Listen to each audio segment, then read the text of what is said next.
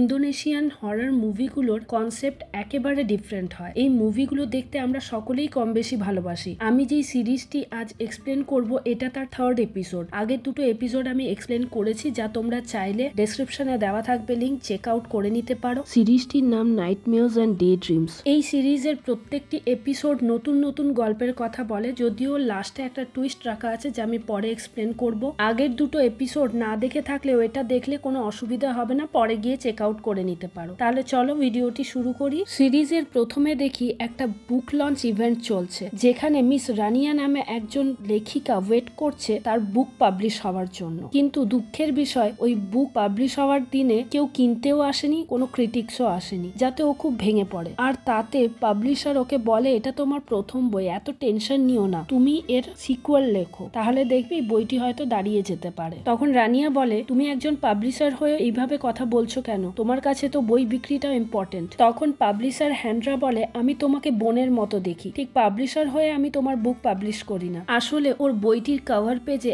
এমন কোনো ডিজাইন দেওয়া হয়নি যাতে লোকে অ্যাট্রাক্ট হয়ে বইটি কেনে। পরের দিন বিভিন্ন ক্রিটিকরাই বই নিয়ে কোনো রিভিউও দেয়নি। আসলে ওর বইটি এতটাই ব্লান্ট দেখতে হয়েছিল যে কেউ পড়েও দেখেনি। যা বেনরা ওকে ফোনে বারবার জানায় যে কোনো ক্রিটিক্স এর রিভিউ লিখছে না, বরঞ্চ এই বইয়ের কভার পেজ নিয়ে সোশ্যাল মিডিয়াতে নানা রকম বাজে মন্তব্য করা হচ্ছে। তুমি বরং এর সিকুয়েল লেখার চেষ্টা করো, তাহলে হয়তো বইটা এগিয়ে যেতে পারে। কিন্তু রানিয়া প্রথম থেকে কিছুতেই রাজি হচ্ছিল না এই বইটার সিকুয়েল লিখতে। কিন্তু সেই সময় হ্যান্ড্রা ওকে জানায়, তোমার অনেক লোন অলরেডি রয়েছে, তুমি যদি এখনই না লেখা শুরু করো তুমি মান্থলি পেমেন্ট পাবে না বই বিক্রি না হলে। সে কারণে তোমাকে বলছি তুমি লেখা শুরু করো। রানিয়া ওর লোনের কথা শুনে লাস্ট পর্যন্ত নিমরাজি হয়ে যায় বইটি লিখতে। এরপর রানিয়া ওর ল্যাপটপ নিয়ে বসে আর কিছু পুরনো ভিডিওস দেখতে থাকে, যেখানে আমরা জানতে পারি রানিয়ার পোয়েম অ্যান্ড পেন্স নামের বইটি লেখার কোনো ইচ্ছেই ছিল না। কিন্তু হঠাৎ ওর মাথায় কিছু না আসায় ও ঘুমিয়ে পড়ে। পরের দিন সকালে উঠে দেখে ওর 10টা পেজ লেখা হয়ে গেছে, যা ও রেকর্ড করেছিল। ওই 10টা পেজে দেখে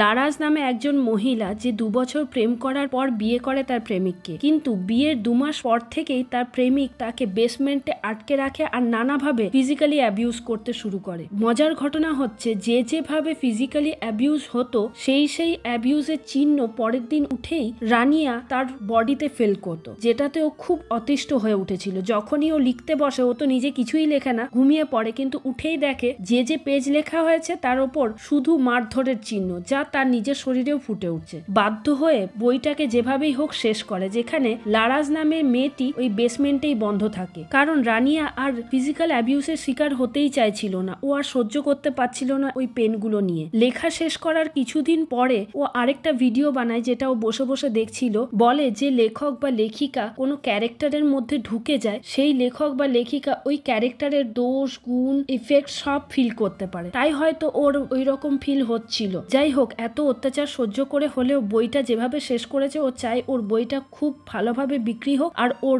সমস্ত লোন যেন চুকে বুকে যায়। এই ভিডিওগুলো দেখতে দেখতেই ওর কাছে ব্যাংকের একটা মেল আসে, যেখানে বলে ওর মর্টগেজ করার প্রপার্টিটা রিজেক্ট করা হয়েছে, তাই যেভাবেই হোক ও যেন লোন শোধ করে, না হলে ওর গাড়ি বাজেয়াপ্ত করা হবে। অনেক ভাবনা চিন্তা করে রানিয়া হ্যান্ড্রাকে ফোন করে আর জিজ্ঞাসা করে, তুমি কি মনে করছো আমি যদি এই বইটির সিকুয়েল লিখি তাহলে ওটা হিট যাবে? হ্যান্ড্রা বলে, আমি 100% শিওর, তুমি এর ভালো একটা পরিণতি ঠিক করো, তাহলেই তুমি এই বইটা ভালো বিক্রি করতে পারবে। বাধ্য হয়ে রানিয়া পুরো টেবিল সাজিয়ে বসে পড়ে লিখতে। সকাল থেকে বসে থেকে ও 2টো লাইনও লিখতে পারে না, রাত হয়ে যায়। রাতে ও বসে বসে কিবোর্ডে টিক টিক করতে থাকে আর একটা পেন্ডুলাম দুলতে থাকে। তখনই দেখি কিছু একটা হয় আর ও ঘুমিয়ে পড়ে। পরের দিন সকালে উঠে ও চান করতে গিয়ে দেখে ওর পিঠে একটা কালশিটে পড়ে গেছে। ও সঙ্গে সঙ্গে নিচে নেমে আসে আর দেখে ওর বইয়ের 30টা চ্যাপ্টার লেখা হয়ে গেছে। ওই লেখাটা পড়ে বুঝতে পারে লারাজের ওপর ওর হাজব্যান্ড খুব মারামারি করেছিল, যার কারণে ওরও পিঠে কালশিটে পড়ে গিয়েছিল। যেই কালশিটে ও নিজের পিঠেই দেখতে পায়, যা দেখে রানিয়া কিছুটা ভয় পেয়ে যায়। পরের দিন সকালে ও হ্যান্ড্রার কাছে যায় আর গিয়ে জানায় ও পোয়েমস অ্যান্ড পেন নামের এই বইটি আর লিখবে না। হ্যান্ড্রা বলে, তোমাকে কিন্তু আমি অ্যাডভান্স চেক আগেই দিয়ে দিয়েছি, তুমি এখন না বলো না। আর আমি এই বইয়ের কিছুটা অংশ রিকেও পড়িয়ে শুনিয়েছি, রিকেও ভালো বলেছে। রিক তখন বলে, আমি পুরো 30 পেজ পড়ে নিয়েছি, আমার খুব ভালো লেগেছে, আর তুমি এইভাবেই চালিয়ে যাও। যা শুনে রানিয়া কিছুটা কনফিউজড হয়ে যায়। আর রাতে যখন ও লিখতে বসবে তখন হ্যান্ড্রাকে ফোন করে বলে, তুমি ওয়েবক্যামে আমাকে লক্ষ্য করবে, আমি কি করছি না করছি, তুমি যদি অদ্ভুত কিছু দেখো তখনই আমাকে ফোন করবে। হ্যান্ড্রা সে সময় বলতে থাকে, আমার বয়ফ্রেন্ড বাড়িতে এসেছে। আসলে হ্যান্ড্রা একজন গে, তাই ও চায় না ওর সামনে যদি র্যানিয়া জামা কাপড় খুলে ফেলে তাহলে খুব মুশকিল হয়ে যাবে। তখন র্যানিয়া বলে সেসব কিছুই না, তুমি আনইউজুয়াল কিছু হলে আমাকে সঙ্গে সঙ্গে ফোন করবে। হ্যান্ড্রা তাতে সায় দেয়। র্যানিয়া সব সাজিয়ে গুজিয়ে বসে লিখতে, সেই সময় টিকটিক আওয়াজ হবার সাথে সাথে ওর ওপর কিছু একটা ভর করে, ওর চোখ উল্টে যায়, সাথে সাথে ও টাইপিং করতে শুরু করে, যেখানে একজন লোক মনে হয় ওর গলা টিপে দিচ্ছে আর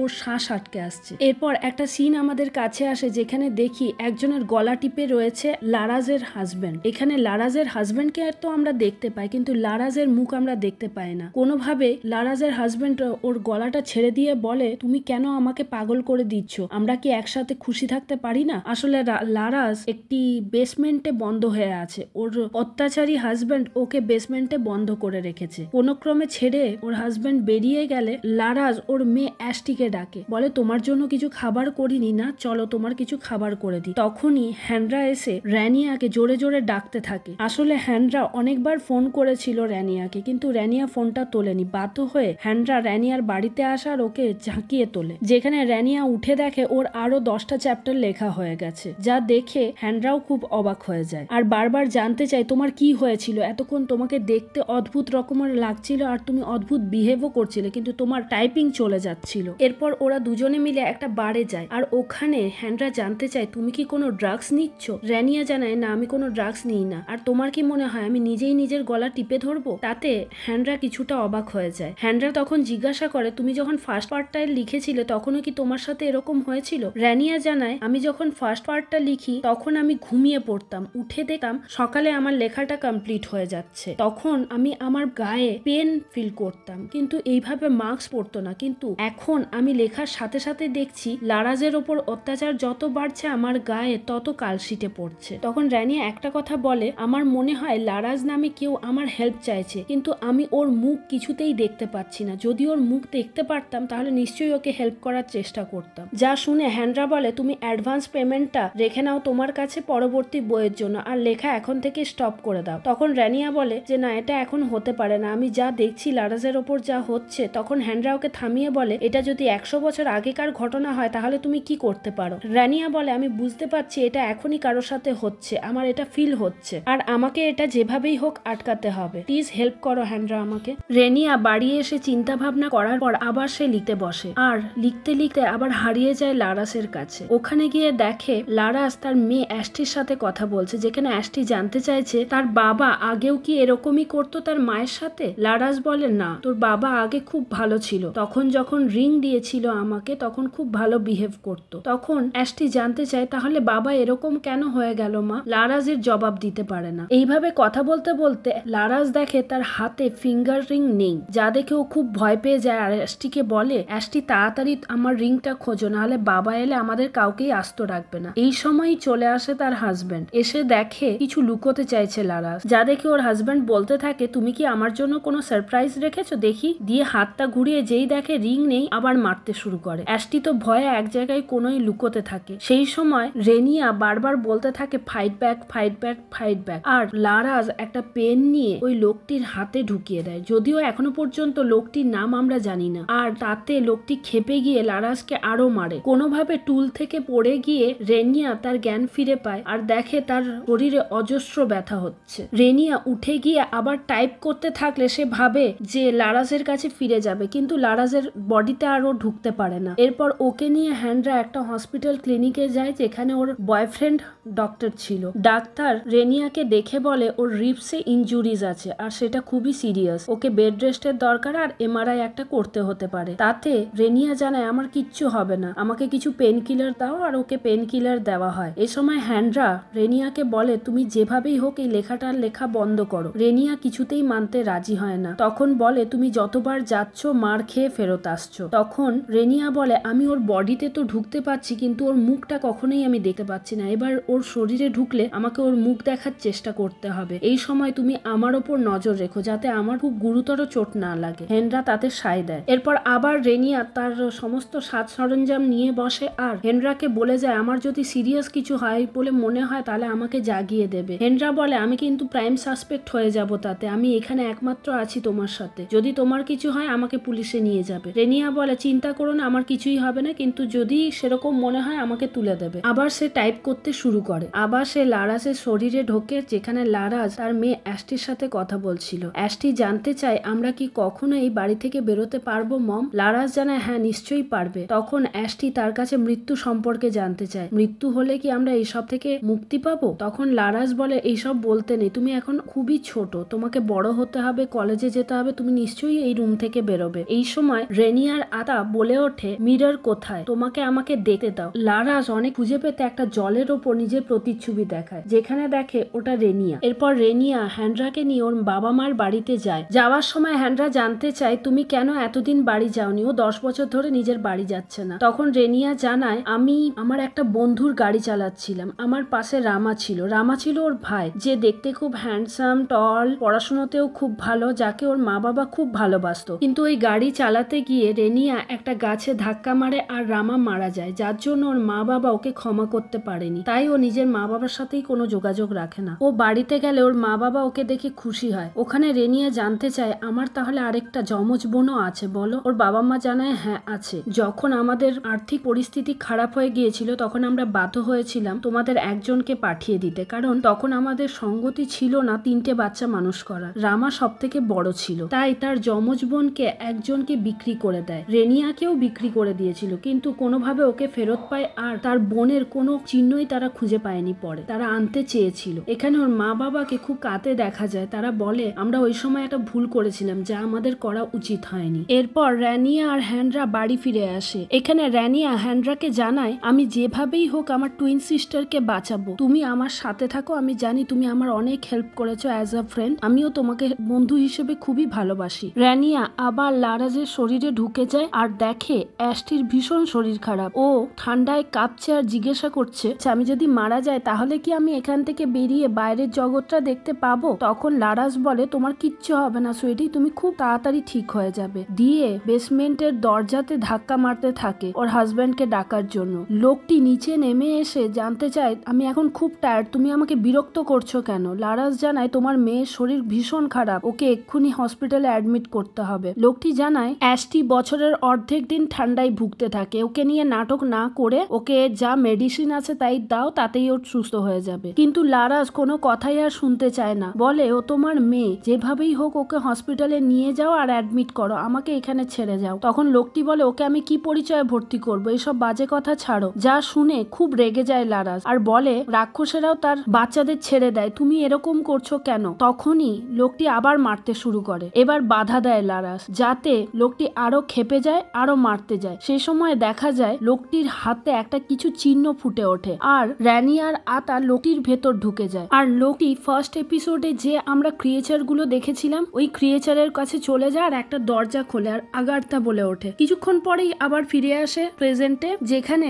র্যানিয়ার আত্মা আবার ফিরে আসে লারাজের কাছে আর বারবার জিজ্ঞাসা করতে থাকে লোকটিকে আগারতা কে, আগারতার নামে তুমি কি বলছিলে? তখন লোকটি বলতে শুরু করে তুমি কিছুতেই লারাজ হতে পারো না, তুমি কে? তখনই লোকটার চোখ হঠাৎ করে খুলে বেরিয়ে আসে আর পুরো চোখটা কালো হয়ে যায় আর ও উপরে উঠে যায়। লারাজ এবার অ্যাস্টির কাছে ফিরে আসে। অ্যাস্টির অবস্থা তখন খুব খারাপ হতে শুরু করে। সেই সময় লোকটির একটা ব্যাচ ওর হাতে পড়ে, যেখানে লেখা ছিল স্টেট ওন্ড এন্টারপ্রাইজেস। এরপর রেনিয়া ওর শরীরে ফিরে আসে আর হ্যান্ড্রাকে বলতে থাকে আমি বুঝতে পেরেছি ও কোথায় চাকরি করে, চলো গাড়িতে যেতে যেতে কথা বলি। গাড়িতে যেতে যেতে ও নেটে সার্চ করে লোকটির নাম খুঁজে পায় অ্যাড্রিয়ান রাজাসা, যে একটি স্টেট ওন্ড কোম্পানিতে কাজ করে আর বড় পদে রয়েছে। ওর বাড়ির অ্যাড্রেসও বের করে, যেখানে হ্যান্ড্রাকে যেতে বলে। হ্যান্ড্রা ওই অ্যাড্রেস দেখে বলে যেটা যেতে 34 মিনিট সময় লাগবে। তখন র্যানিয়া বলতে থাকে আমার কাছে এত সময় নেই, তুমি যত তাড়াতাড়ি পারো গাড়ি চালাও। হ্যান্ড্রা বলে তুমি কি এরপর তাহলে তোমার বোনের শরীরে ঢুকে ওকে মারবে ওই লোকটিকে? র্যানিয়া জানায় আমি কারোর শরীর কন্ট্রোল করতে পারি না, কিন্তু ওর শরীরের ভেতর ঢুকে ওর সাথে কি কি হচ্ছে তা আমি ফিল করতে পারি। তুমি যেভাবেই হোক ওখানে চলো আর আমাদের একটা অস্ত্র লাগবে। তখন হ্যান্ড্রা একটা নকল গান দেখিয়ে বলে এটা আমার কাছে রয়েছে আর ওরা খুব তাড়াতাড়ি যেতে শুরু করে। এরপর আবার র্যানিয়া লারাজের শরীরে ফেরত যায়, যেখানে দেখা যায় অ্যাস্টির শরীর ভীষণ খারাপ হতে শুরু করেছে। ও বারবার বলছে আমি যদি ঘুমিয়ে পড়ি মা আমি মারা যাব, আমাকে যেভাবেই হোক জাগিয়ে রাখো। সেই সময় ওই লোকটি আবার ফেরত আসে লারাজের কাছে একটা হাতুড়ি নিয়ে আর ওকে বলতে থাকে তুমি লারাজ নাও, তুমি কে? তখন র্যানিয়া নিজের আওয়াজে বলতে শুরু করে আমি জানি তুমি কে, তুমি মিনিস্ট্রিতে কাজ করো, আমি তোমাকে চিনি, তুমি যদি লারাজকে মারো তুমি নিজেও বেঁচে থাকতে পারবে না। এই বলার পর লোকটি হাতুড়ি দিয়ে লারাজের মুখে মারে আর রেনিয়া জেগে ওঠে। আবার জিজ্ঞাসা করে হ্যান্ড্রাকে তুমি দাঁড়ালে কেন আর আমাকে জাগালে কেন। হ্যান্ড্রা বলে আমরা পৌঁছে গেছি। দিয়ে রেনিয়া ভেতরে ঢুকতে শুরু করে। কলিং বেল বাজার পর ওর বউ খুলে বলে তোমার কাকে চাই। রেনিয়া বলে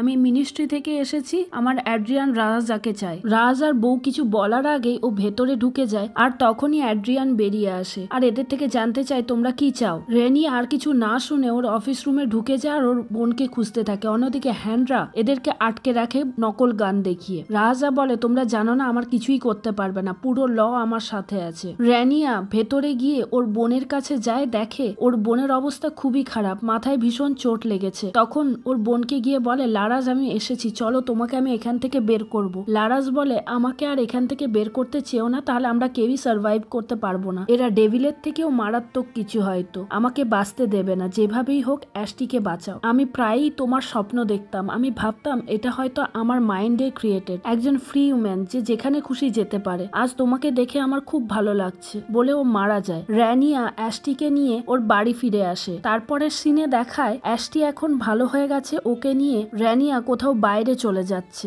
আর হ্যান্ড্রাকে বলে যাচ্ছে যদিও ওই লোকটা জেলে পচে মরবে তাও আমি এখানে থাকতে চাই না, আমি একটা নতুন জীবন শুরু করতে চাই। তখন ফ্ল্যাশব্যাকে দেখায় রেনিয়া পুলিশ নিয়ে ওর বাড়ি গেছে, মানে অ্যাড্রিয়ানের বাড়ি গেছে, যেখানে অ্যাড্রিয়ান তার বাড়ির নকশাই বদলে ফেলেছে। ওর অফিস রুমের অবস্থা যা ছিল ও গিয়ে দেখে অফিস রুম পুরো চেঞ্জ। অ্যাড্রিয়ান মনে মনে হাসতে থাকে। তখন রেনিয়া গিয়ে বলে তুমি ডেভিল বা তার জঘন্যতম কিছু হও না কেন, তোমাকে আমি দেখে নেব। এখানেই এই সিরিজটি শেষ হয়। এই সিরিজটিতে আরো 4টে এপিসোড বাকি রয়েছে। যদি ভালো লেগে থাকে তাহলে প্লিজ লাইক শেয়ার সাবস্ক্রাইব করে দিও। যদি 25টা লাইক আর কম করে 10টা সাবস্ক্রাইবার হয় তাহলে আমি নেক্সট এপিসোড এক্সপ্লেন করব। আজ তাহলে আসি, দেখা হচ্ছে পরের কোনো ভিডিওতে। Thanks for watching.